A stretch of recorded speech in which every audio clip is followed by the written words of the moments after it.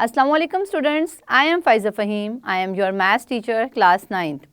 Students, आज इस lecture में हम एक्सरसाइज 6.1 के क्वेश्चन नंबर 6 और 7 को सॉल्व करेंगे। तो चलते हैं वाइट बोर्ड की तरफ।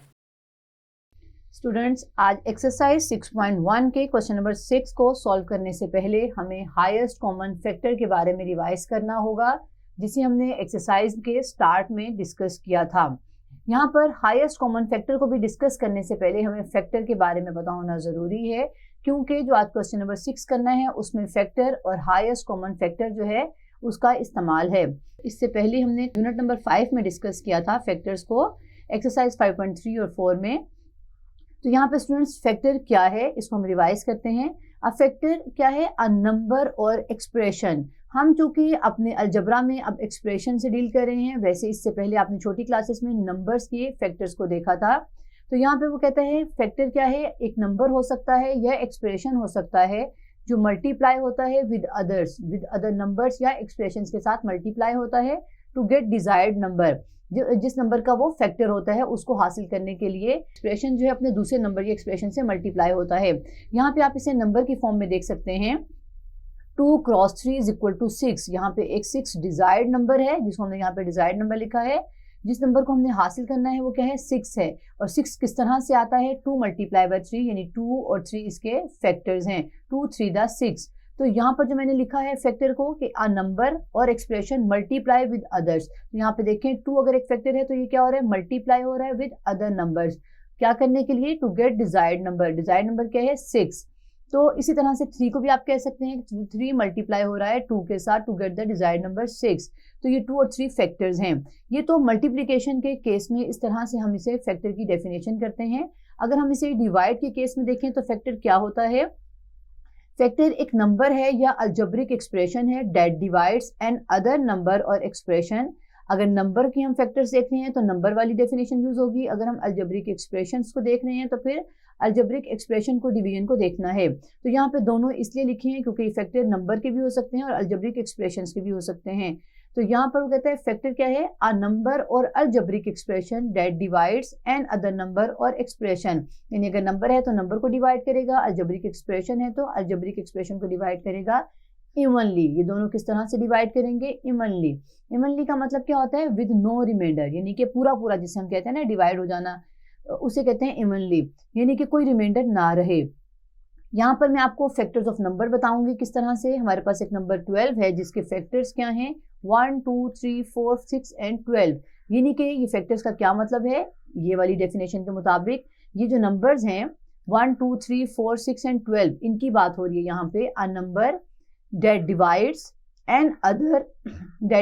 an other number evenly, जो दूसरे नंबर को डिवाइड करता है इवनली। जैसे यहाँ पर 12 एक नंबर है और 2 जो है उसने डिवाइड किया है 12 को 6। तो हमारे पास ये जो 6 आया है ये इवनली आया है, यानी कि यहाँ पर ये इवनली यहाँ पर डिवीजन हुई है, रिमाइंडर कोई नहीं है, ये पूरा पूरा डिवाइड होकर 6 आया है। और 6 भी एक फैक्टर है 12 का। या हम ये कह सकते हैं कि अगर डिवाइड करें तो 2 मल्टीप्लाई बाय 6 करते हैं तो 12 आता है। या ये कह सकते हैं कि 2 एक ऐसा नंबर है जिसे हम दूसरे नंबर के साथ डिवाइड करें तो हमारे पास इवनली डिवीजन होती है, रिमाइंडर 0 होता है। यहाँ पे जो रिमाइंडर 0 है या विद नो रिमाइंडर लिखा है, यहाँ पे रिमाइंडर 0 है। इसी कॉन्सेप्ट को हमने अपने क्वेश्चन नंबर 6 में यूज करना है कि अगर कोई भी नंबर जिसको या एक्सप्रेशन जिसको हम फैक्टर कहेंगे, अगर वो फैक्टर होगा अब एक्सप्रेशन का तो रिमाइंडर क्या आएगा? 0 आएगा। और इसके बाद अब हम देखते हैं फैक्टर्स ऑफ एक्सप्रेशंस क्या होते हैं। यहाँ हमारे पास एक एक्सप्रेशन है x² - 3x - 4।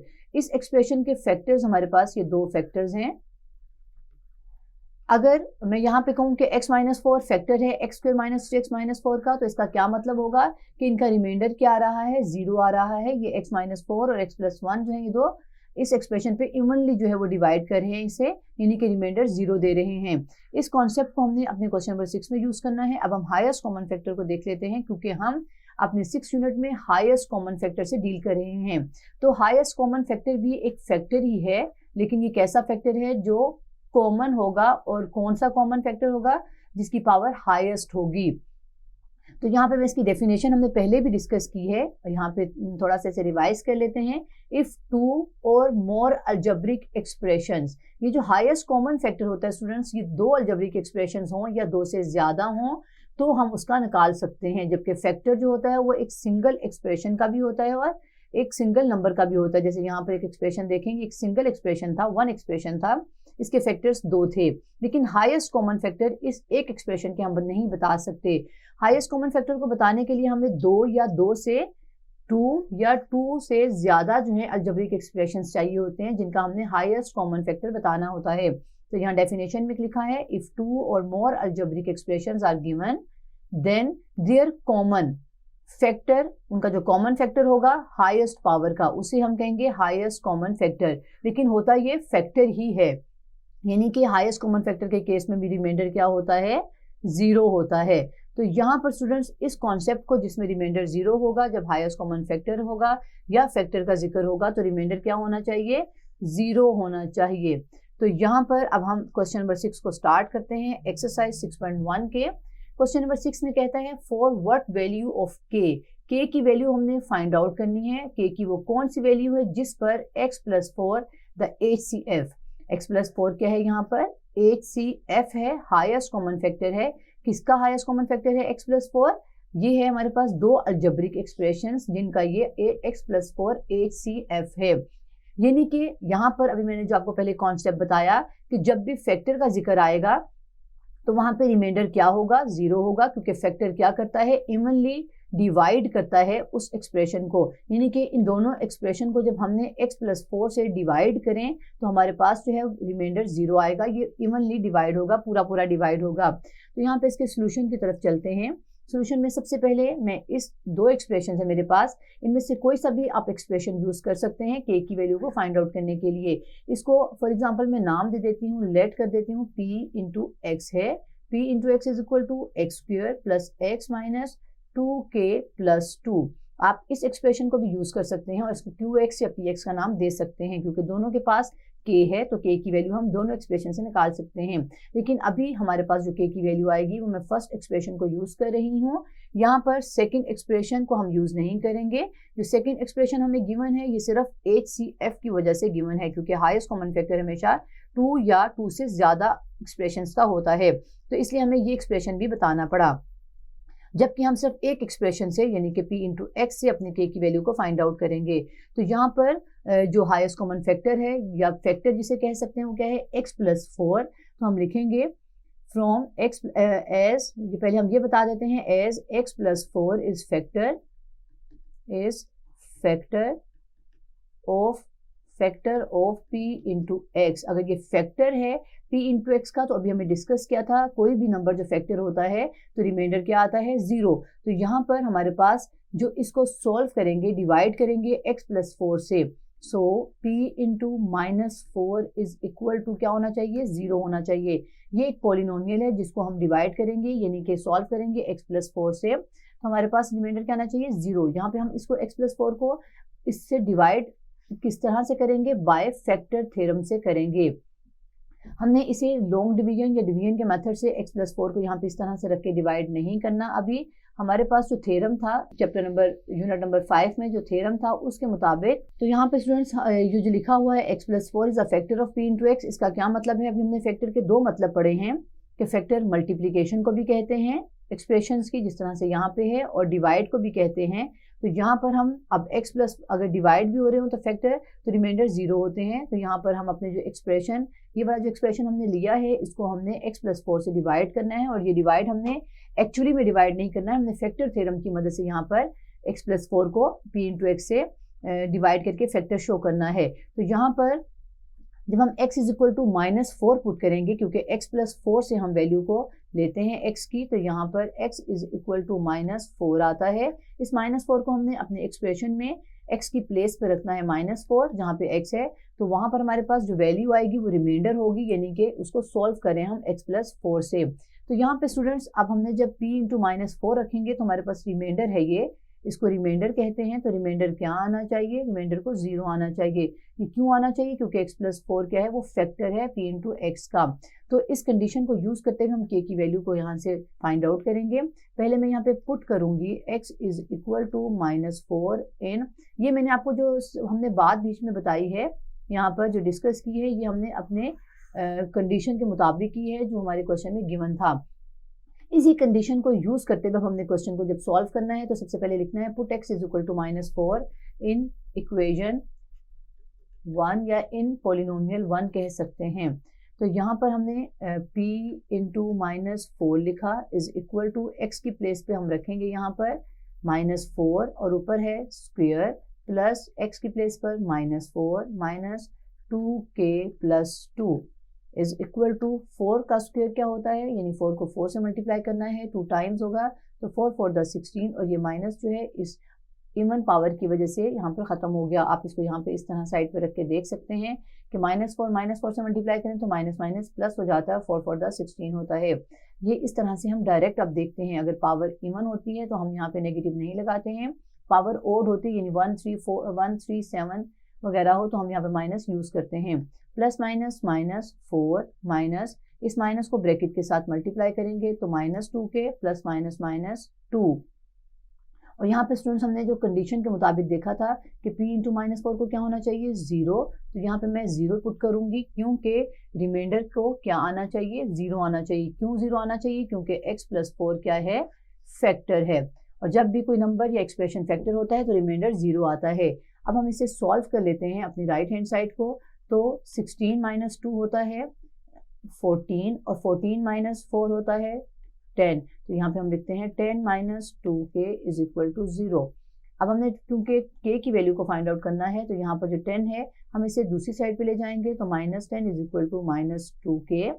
अब यहाँ पर हमने k की वैल्यू को फाइंड आउट करना है स्टूडेंट्स, तो -2 को हम दूसरी साइड पे ले जाकर डिवाइड कर देंगे क्योंकि ये मल्टीप्लाई है k के साथ, तो k की वैल्यू क्या आ गई 2 5 था 10 और माइनस माइनस से कैंसिल आउट हो गया तो 5 आ गया k की वैल्यू पॉजिटिव। k की इस वैल्यू पर जो है x प्लस 4 जो क्वेश्चन में गिवन था कि फॉरवर्ड वैल्यू ऑफ k, तो k की वैल्यू क्या है 5 है जिसकी इस वैल्यू पर k की 5 वैल्यू पर x प्लस 4 फैक्टर होगा, हाईएस्ट कॉमन फैक्टर होगा इन दो एक्सप्रेशंस का। ये हमारा क्वेश्चन नंबर 6 था। अब हम क्वेश्चन नंबर 7 करते हैं जिसमें इसी कॉन्सेप्ट को हम यूज करेंगे, हाईएस्ट कॉमन फैक्टर के कॉन्सेप्ट को यूज करेंगे। क्वेश्चन नंबर 7 में हमसे कहा गया है अगर if x plus 3 into x minus 2 is HCF, ये हमारे पास क्या है, मैं क्वेश्चन की स्टेटमेंट पूरी यहाँ पे नहीं लिख रही हूँ, मैं वहाँ पर स्टेटमेंट में जो यूज हुए हैं कंडीशंस उनको यहाँ पर मेंशन कर रही हूँ। कहते हैं अगर x plus 3 if x plus 3 और x माइनस 2 क्या है HCF है, और ये HCF किसका है यानी हाईएस्ट कॉमन फैक्टर किसका है, दो पॉलिनोमियल हमारे पास गिवन है, वो मैं यहाँ पर पॉलिनोमियल लिखूंगी p इंटू x एक पॉलिनोमियल है, x plus 3 into 2x square minus 3x plus k, ये एक पॉलिनोमियल है और एक पॉलिनोमियल है q into x। q into x क्या है x minus 2 into 3x square plus 7x minus l। तो यहाँ पर दो पॉलिनोमियल हैं जिनका ये हाईएस्ट कॉमन फैक्टर है x प्लस 3 और x माइनस 2। अब हमने फाइंड क्या करना है, हमने फाइंड करना है k की वैल्यू एंड l की वैल्यू को फाइंड आउट करना है। तो यहाँ पे स्टूडेंट्स हम क्या करेंगे, जिस तरह से हमने क्वेश्चन नंबर 6 में किया, एक पॉलिनोमियल को लेंगे और उसमें हम पुट करेंगे इन दोनों में से कोई सा भी एक फैक्टर, उसको हम जो है उसकी वैल्यू को पुट करेंगे फैक्टर थ्योरम की मदद से और फिर हम फाइंड आउट कर लेंगे उसके रिमाइंडर को। रिमाइंडर क्या होना चाहिए 0 होना चाहिए, तो उस रिमाइंडर को 0 रखते हुए हम k की वैल्यू फाइंड आउट करेंगे क्योंकि इस एक्सप्रेशन में है k अननोन और जो दूसरा एक्सप्रेशन है उसमें क्या अननोन है l अननोन है, तो हमें दोनों एक्सप्रेशंस को यूज करना होगा क्योंकि यहाँ पर हमने जो 6 में किया था वहां पर हमारे पास दोनों इक्वेशन में k था। अगर आप यहाँ पे देखें तो दोनों एक्सप्रेशंस में k था, तो हमने कोई सा भी एक एक्सप्रेशन लेना है और k की वैल्यू को फाइंड आउट कर लेना है, जबकि क्वेश्चन नंबर 7 में हमारे पास दोनों एक्सप्रेशंस को यूज करना पड़ेगा। यहाँ पे आप देखें तो इस पूरे एक्सप्रेशन में k अननोन है और इस पूरे एक्सप्रेशन में l अननोन है, तो हमें p और q दोनों एक्सप्रेशंस को यूज करना है और ये दो फैक्टर्स हैं। पहले हम एक फैक्टर x प्लस 3 को पुट कर लेते हैं p इंटू एक्स में और फिर x माइनस 2 फैक्टर की मदद से q इंटू एक्स पॉलिनोमियल में से l को फाइंड आउट करेंगे। तो हम यहाँ पे स्टार्ट करते हैं जिस तरह से हमारा क्वेश्चन नंबर 6 में एक पार्ट गिवन था, तो यहाँ पे समझ लें कि दो पार्ट गिवन है। पहले k फाइंड किया था सिर्फ 6 में, अब हमने दोनों फाइंड करने हैं लेकिन सेपरेटली फाइंड करने हैं जिस तरह 6 में किए हैं। तो सोल्यूशन में सबसे पहले मैं यहाँ पे लिखूंगी p into x is equal to x plus 3 into 2x square minus 3x plus k, और फिर यहाँ पे हमने लिखना है कि फैक्टर हैं। तो यहाँ पे अब स्टूडेंट हमने क्या कहना है, यहाँ पे पॉलिनोमियल लिखने के बाद हमने कहना है कि हमारे पास जो दोनों फैक्टर थे ये x + 3x - 2 S x + 3 into x - 2 divide कर रहे हैं हमारे पॉलिनोमियल को, डिवाइड p इंटू एक्स को। तो यहाँ पे स्टूडेंट्स अगर आप देखें तो हमारे पास p इंटू एक्स में हमने ये देखना है कि हम x + 3 और x - 2 में से किसकी वैल्यू पुट करेंगे p इंटू एक्स में। तो अगर आप यहाँ पे देखें तो p इंटू एक्स में ऑलरेडी x + 3 है, हम x - 2 से वैल्यू को फाइंड आउट करेंगे और पुट करेंगे p इंटू एक्स में। तो यहाँ मैं लिखती हूँ from x - 2 is equal to 0, x is equal to 2। तो हमारे पास यहाँ पर आ गया p into 2 is equal to 2 + 3 into 2 और यहाँ पे x की वैल्यू में 2 और स्क्वायर ऊपर यहाँ पर मैं वैल्यू पुट कर रही हूँ -3 इंटू 2 प्लस k। यहाँ पे हम इसे कर्ली ब्रैकेट से शो कर देते हैं, इज इक्वल टू 2 + 3 क्या होता है 5। तो यहाँ पे हम लिख देते हैं 5 और अंदर हमारे पास आ गया 2 to the 4 और 4 to the 8 -3 to the 6 plus k। अब हम इसे सॉल्व कर लेते हैं। तो 8 हम पहले ब्रैकेट्स को सॉल्व करते हैं स्टूडेंट्स। तो यहाँ पे ब्रैकेट में अंदर हमारे पास क्या है 8 - 6 यानी कि 2 प्लस k। अब हम 5 को मल्टीप्लाई करेंगे ब्रैकेट के साथ, 5 to the 10 प्लस 5k और इस साइड पे p इंटू 2 अभी लिख रहे हैं। अभी हम अपनी कंडीशन के मुताबिक p इंटू 2 को बताएंगे as remainder is 0, remainder is equal to 0। ये रिमाइंडर इक्वल टू 0 क्यों रख रहे हैं, क्योंकि बिकॉज x - 2 इज फैक्टर, ये फैक्टर है ऑफ p इंटू एक्स का। तो रिमाइंडर 0 होगा यानी कि p इंटू 2 को मैं क्या रखूंगी 0 के इक्वल। तो यहाँ पर हम लिखते हैं 0 is equal to 10 plus 5k और यहाँ से k की वैल्यू को फाइंड आउट करेंगे। तो यहाँ पर students -10 is equal to 5k, -10 divided by 5, 5 को जब डिवाइड करेंगे 10 से तो आता है -2, k की वैल्यू आ गई -2। अब हमने l की वैल्यू को फाइंड आउट करना है क्योंकि k के साथ अब l की वैल्यू भी है। तो l की वैल्यू हम अपने q एक्सप्रेशन से फाइंड आउट करेंगे। अब q एक्सप्रेशन में लिखती हूँ और यहाँ पर वैल्यू को पुट करेंगे। We have q into x is equal to, q expression हमारा क्या है, q एक्सप्रेशन है x - 2 इंटू x 3x² plus 7x - l। Students from हमारे पास जो दूसरा फैक्टर है वो है x + 3।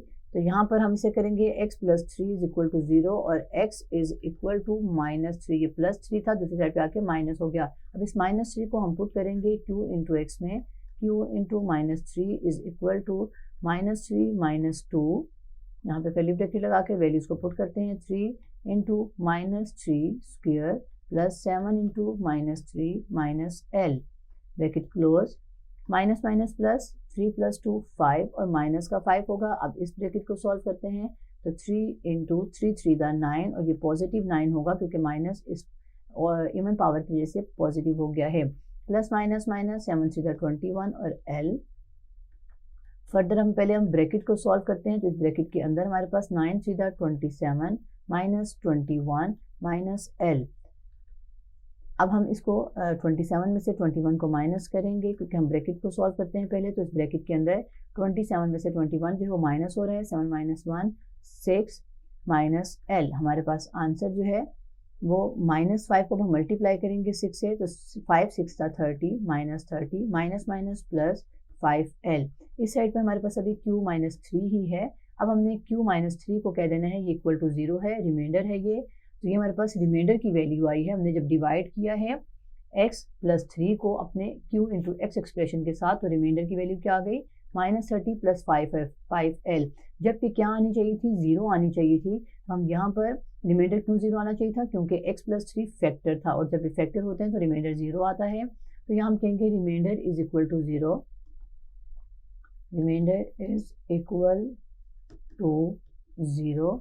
तो सो हम क्या करेंगे इस q इंटू -3 को पुट कर देंगे इज इक्वल टू 0। अब इस राइट साइड पे हमारे पास वैल्यू है और q इंटू -3 की प्लेस पे हम 0 पुट करेंगे, -30 प्लस 5l। -30 को दूसरी साइड पे ले जाएंगे तो पॉजिटिव 30 हो जाएगा 5l। 30 divided by 5 is equal to l। 5 6 था 30, एल की वैल्यू आ गई हमारे पास 6। अब हमने के और एल की वैल्यू को जो फाइंड आउट किया है के -2 है और एल इज इक्वल टू 6 है, और ये हमारा जो है वो क्वेश्चन नंबर 7 का आंसर है।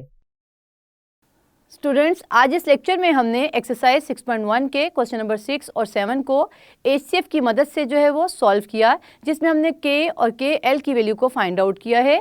नेक्स्ट लेक्चर में हम एलसीएम और एचसीएफ के रिलेशन को डिस्कस करेंगे। See you again in next lecture.